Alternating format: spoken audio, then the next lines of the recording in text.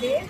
இன்னைக்கு நாகர்கோயில்ல இருக்கக்கூடிய சுஷீந்திரம் அப்படிங்கிற இடத்துல தானுமானவர் டெம்பிள் நீங்க பார்த்துட்டு இருக்கிறது. தானுமானவர் கோவில் பார்த்துட்டு இருக்கீங்க.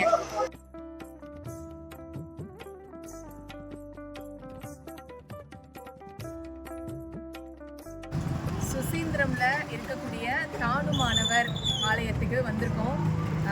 என்னோட டார்கெட் இதுக்கப்புறம் ஒரு சக்தி பீடம் இருக்குது. மெயினாக அவளை பார்க்கறதுக்காக தான் வந்தோம். அதுக்கடையில் இங்கே இருக்கக்கூடிய தானுமானவரை பார்க்கறதுக்காக வந்திருக்கோம். சுஷீந்திரம் அப்படின்னாலே தூய்மைப்படுத்துதல் அப்படின்னு அர்த்தமா. இந்த கோயிலை பற்றி நான் என்ன சொல்கிறது, எத்தனை அற்புதம், 1 2 கிடையாது. ஒரு சன்னிதானத்துலேயும் ஒரு அதிசயம்.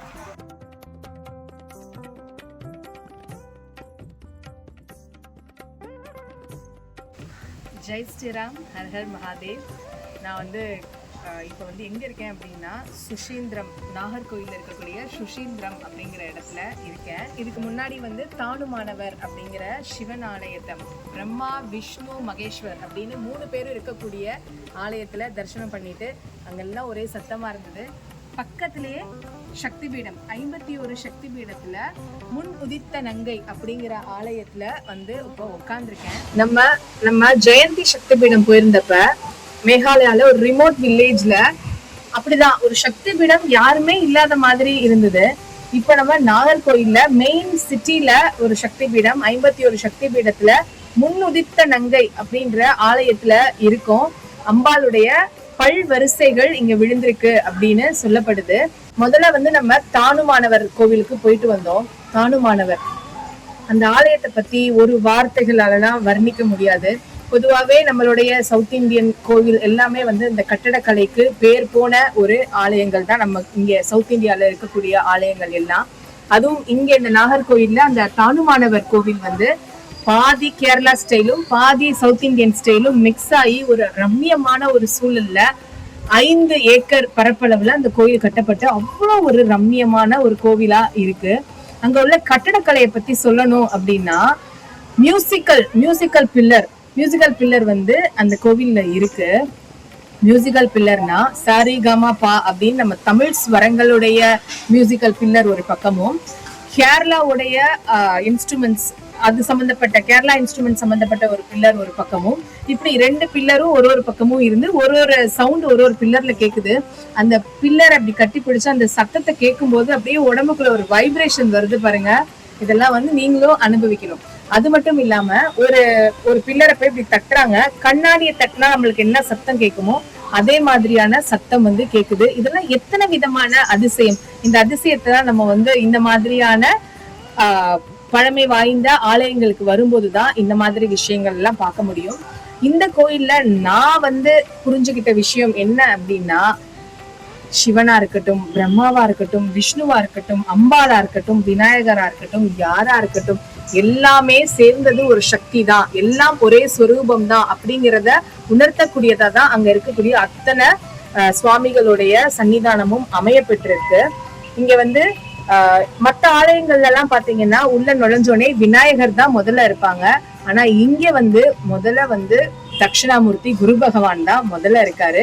தட்சிணாமூர்த்தியை பார்த்துட்டு உள்ள வந்தோம் அப்படின்னா ஆதி கருவறைன்னு சொல்லிட்டு பிரம்மா விஷ்ணு மகேஸ்வர் 3 பேரும் இருக்கக்கூடிய சன்னிதானம் இருக்கு. அது பாத்தீங்கன்னா ஒரு கொன்றை மரத்துக்கு கீழே குழந்தை ஸ்வரூபமா 3 சிவலிங்கங்கள் இருக்கு. ஒரு சிவலிங்கம் சிவனை குறிக்குது, ஒரு சிவலிங்கம் பிரம்மாவையும், ஒரு சிவலிங்கம் விஷ்ணுவையும் குறிக்குது. இந்த சிவலிங்கங்களை நம்ம பார்க்கணும் அப்படின்னா காலையில 4 மணிக்கு அபிஷேகம் பண்றாங்க. அந்த சமயத்துல வந்தாதான் இந்த 3 சிவலிங்கங்களையும் பார்க்க முடியும். குழந்தை ஸ்வரூபமா இருக்காங்க. மத்த நேரங்கள்ல போனா அப்புறம் பிரதோஷத்துல பார்க்க முடியுமா. மத்த நேரங்கள்ல போனா தங்க கவசம் அணிவிச்சிருக்காங்க அந்த மரத்துக்கு. அந்த தங்க கவசத்துல பாத்தீங்கன்னா 3 தலைகளுடைய நடுவுல சிவபெருமான், இந்த பக்கம் right side Vishnu, left side Brahma அப்படின்னு சொல்லிட்டு 3 தலைகளுடைய அந்த கலசத்தை அந்த சிவலிங்கங்களுக்கு மேல பிரதிஷ்டை பண்ணி வச்சிருக்காங்க. அவ்வளோ ஒரு டிவைன் ஃபீல் அந்த இடத்துல நீங்களும் பாருங்க. பொதுவா சிவன் ஆலயங்கள்ல தானுமானவர் பொதுவா சிவன் ஆலயங்கள்ல நம்ம நந்தி பகவானை மட்டும்தான் பார்க்க முடியும். நந்தியோட சிவனுடைய வாகனம் மட்டும்தான் பார்க்க முடியும். இங்க விஷ்ணுவும் இருக்கிறதுனால கருடரும் இங்க இருக்காங்க. கூடுதல் விவரமா என்ன அப்படின்னா, நந்தி பகவான் சங்கால இங்க கன்னியாகுமரியில இருக்கக்கூடிய கடல்ல இருக்கக்கூடிய சங்குகளை கலெக்ட் பண்ணி அதை பவுடர் ஆக்கி அந்த பவுடர்ல இங்க இருக்கக்கூடிய நந்தி பகவான செஞ்சிருக்காங்க. எப்படி வந்து தஞ்சாவூர் பெரிய கோவில் வந்து நந்தி வந்து உசரமா இருக்குமோ, அதுக்கப்புறம் வந்து ராமேஸ்வரத்தை சொல்லுவோம். இங்க இருக்கக்கூடிய நந்தியை வந்து 3வது பெரிய நந்தியா சொல்லப்படுது. தொட்டு பார்க்கும்போது அந்த சங்கோட உணர்வு நமக்கு கிடைக்குது. அதுக்கப்புறம் கருடர். பொதுவா கருடர் வந்து விஷ்ணு ஆலயங்கள்ல வந்து இப்படி உட்கார்ந்துருப்பாரு, ஒரு காலை முன் வச்சு இப்படி உட்கார்ந்துருப்பாரு வாகனமா. இங்க வந்து நின்ற கோலத்துல கிருஷ்ணர் மாதிரி நின்றுட்டு இருக்காரு இங்க கருடர். அது மட்டும் இல்லாம அந்த கருடர் சன்னதியை சுத்தி சேர சோர பாண்டியர் நாயக்கருடைய உருவ சிலைகளும் இருக்கு. அவர்களோட மனைவியோட 4 பேரும் இருக்காங்க. ஏன் அப்படின்னா இந்த 4 பேருமே இந்த கோயிலை வந்து புனர்தானம் பண்ணிருக்காங்க. இந்த கோயிலுடைய கட்டமைப்புல இந்த 4 பேருடைய பங்களிப்பும் இருக்கு. அப்படிங்கறதுனால இந்த கருட பகவானை சுத்தி 4 பேருடைய சிலையும் அவங்க மனைவிமார்களோட இருக்கு. அதுக்கப்புறம் அப்படியே உள்ள வந்தோம் அப்படின்னா, இதுல ரொம்ப ஆச்சரியப்பட்டு நான் பார்த்த விஷயம் வந்து அதுதான். உள்ள வந்தோம் அப்படின்னா இங்க இருக்கக்கூடிய உற்சவ மூர்த்தியை வந்து பொதுவா எல்லா நாட்கள்லயும் வெளியில எடுக்க மாட்டாங்களாம். இங்க வந்து 3 விதமான திருவிழாக்கள் நடக்கப்படுது.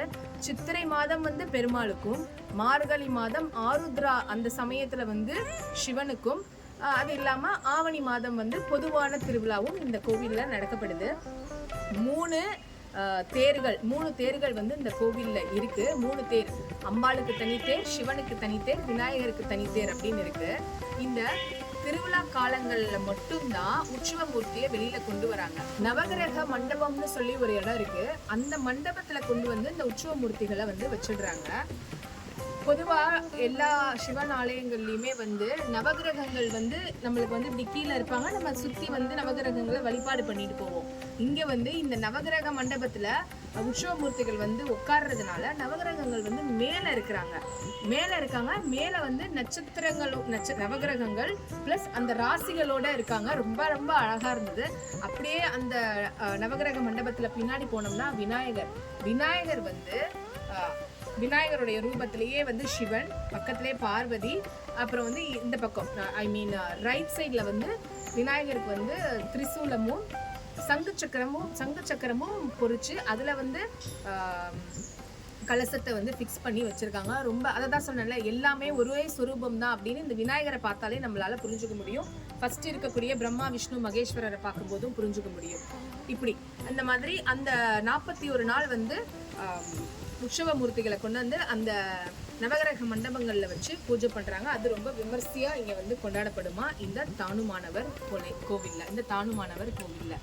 3 தேர்கள் இருக்கு. ரொம்ப பிரமிப்பான விஷயம் என்ன அப்படின்னா, நம்மளுக்கு வந்து தாடிக்கொம்புல பெருமாள், சௌந்தரராஜ பெருமாள் கோவில் நீங்க கேள்விப்பட்டிருப்பீங்க.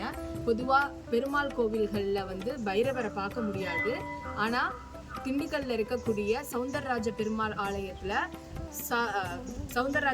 ஆலயத்துல பைரவரை நம்ம பார்க்க முடியும்.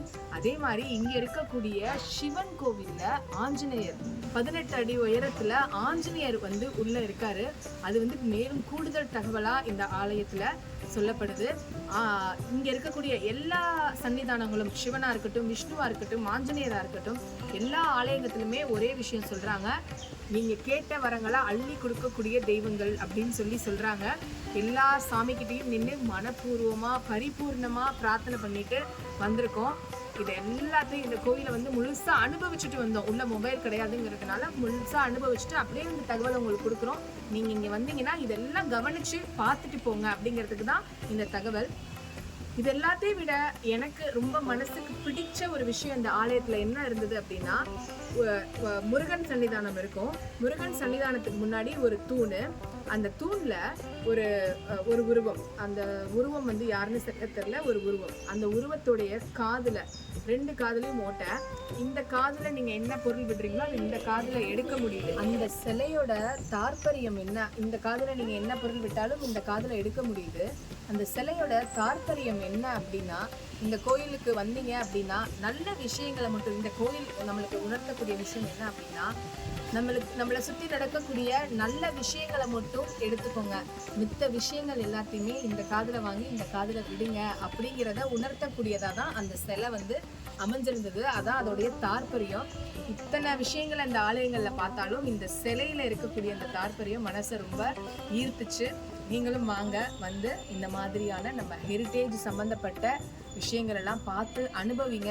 ஒரு விடுமுறை நாட்கள்லையும் குழந்தைகளை இந்த மாதிரி இடங்களுக்கு கூட்டிகிட்டு வந்து காமிச்சு கொடுங்க.